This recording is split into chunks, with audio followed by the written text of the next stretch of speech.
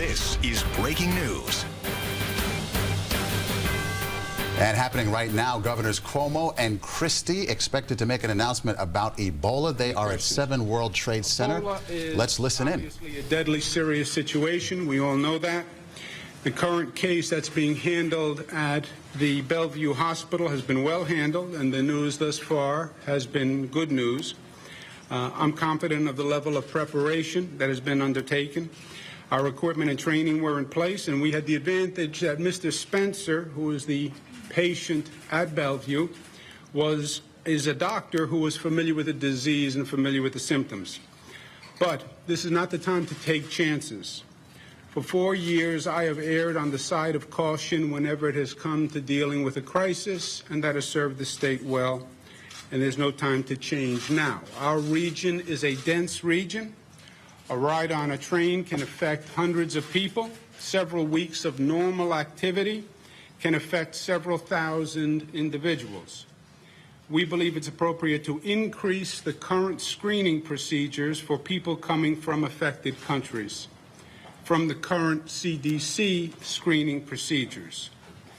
We believe it is in the state of New York and state of New Jersey's legal rights to control access to their borders. We will establish an interview and screening process to determine an individual's risk level by considering the geographic area of origin and the level of exposure to the virus. Depending on the risk level, a person could require mandatory 21-day quarantine or at a government-regulated facility. Low risk would be medically monitored for temperature and symptoms. Others will have a protocol developed to fit their particular circumstances. We have informed the CDC of our intention, and they agree that states have the right to establish their own guidelines.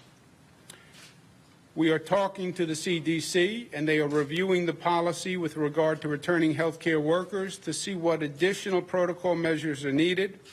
We will work with them because we believe the measures need to be strengthened. These new procedures have already been put in place at the Port Authority airports. I want to thank Governor Christie and his staff and his team for the expeditious work on this situation and for their spirit of partnership. This is an evolving situation. It's a situation where government must move quickly and rapidly. It's unfolding. The more facts you get, the more information you get, the more adjustments you need to make in your policy. And it's a situation that truly tests the capacity and the ability of government to perform. I'd also like to remind everyone that while this is a difficult situation and Ebola is a frightening virus, there's no doubt, there's also no doubt that we have gone through many frightening situations, many difficult days. We've had many diseases that we've dealt with.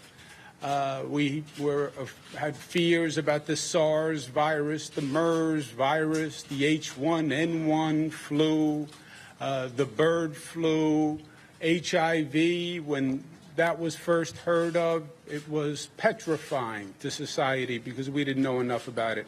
We worked our way through all of that. And there is no reason for undue concern or undue anxiety under this situation. We are very well prepared, very well trained, and things could not have been going better from a functional point of view to this date. I believe this adjustment and increasing the screening procedures is necessary. I think it reduces the risk to New Yorkers and to the residents of New Jersey.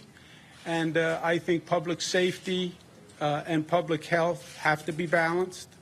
And I think this policy does that. With that, let me turn it over to Governor Christie, and once again thank him for his partnership and all the good work that his team has been doing over the past couple of days. Thank you, Governor. Appreciate it. These actions that we're taking jointly today, I believe, are necessary to protect the public health of the people of New Jersey and New York. and it builds on what we've already been doing at the state level in both states.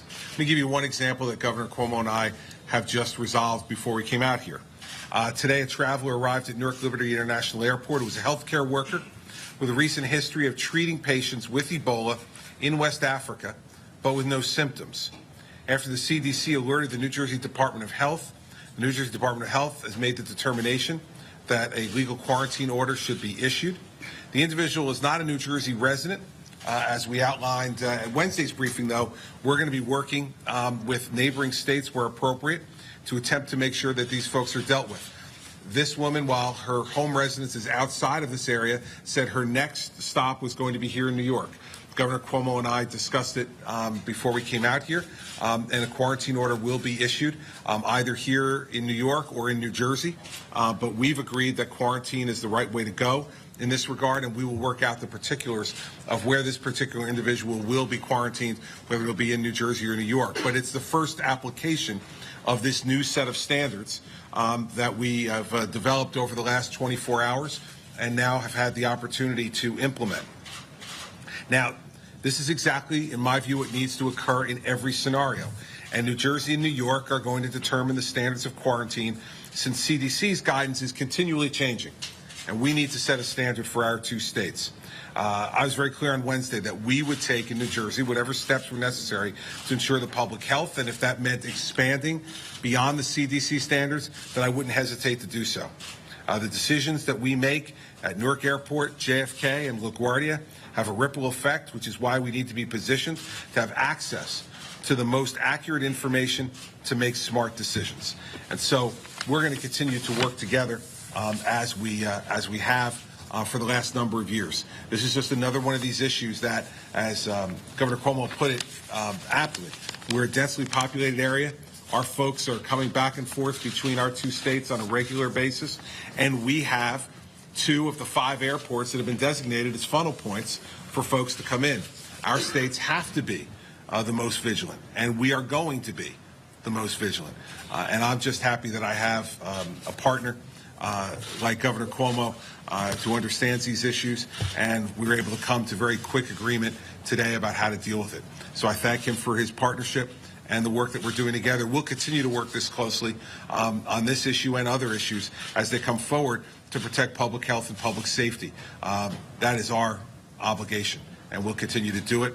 I'm glad to have Dr. Zucker here, and he has some remarks to make as well. Doctor, thank you for your hard work. Thank you, Governor Christie. Thank you, Governor Cuomo. In light of the circumstances of yesterday, the states of New York and New Jersey are issuing the following state screening and mandatory quarantine procedures at John F. Kennedy International Airport and Newark Liberty International Airport. The Centers for Disease Control and Custody. All right, you've been listening to a news conference with Governor Cuomo and also Governor Christie. Major news announcement there. There is going to be a mandatory 21-day quarantine for people that are considered high risk entering into both New Jersey and New York. Both states have 3 of the 5 designated airports that are now being screened in accordance to the CDC procedures. And Governor Cuomo saying, no, this is not the time to take any chances. Yes, the 2 governors basically saying the federal standards not tough enough, tightening it up, making it tougher in New York and New Jersey for people coming in from West Africa. Full report, top of the hour on CBS 2 News at 5. Along with Christine Johnson, I'm Maurice Dubois. We will see you then.